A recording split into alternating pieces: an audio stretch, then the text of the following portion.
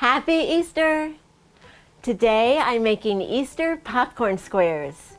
This recipe combines popcorn, marshmallows, and various Easter candy to make a pretty and festive treat. So let's get started. Take an 8x8 baking pan and spray it with nonstick cooking spray, and then set it aside.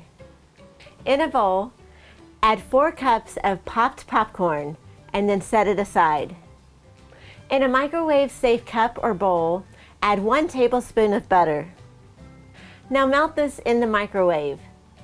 Then add 20 regular-sized marshmallows.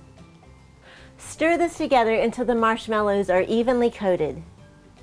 Now melt this in the microwave in 20 to 30-second intervals, stirring each time until the marshmallows are melted and the mixture is smooth.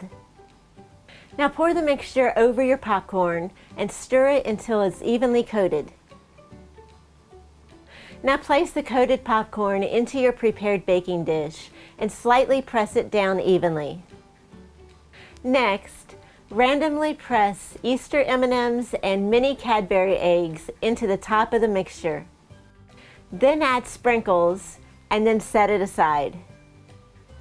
In a microwave-safe cup or bowl, add a half a cup of bright pink candy melts and 2 teaspoons of vegetable oil. Now melt this in the microwave in 20 to 30-second intervals, stirring each time until it's melted. Using a fork, drizzle this over your popcorn and candy mixture. Now chill this in the refrigerator until it sets up. Then cut it into squares to serve. And here it is, Easter popcorn squares. And you can change up this recipe by using different candy.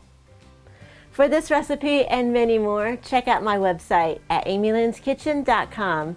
You can also find me on social media at amylynnskitchen. So let's get started. I couldn't do it with the bunny! Oh, I was gonna say it. So let's get started.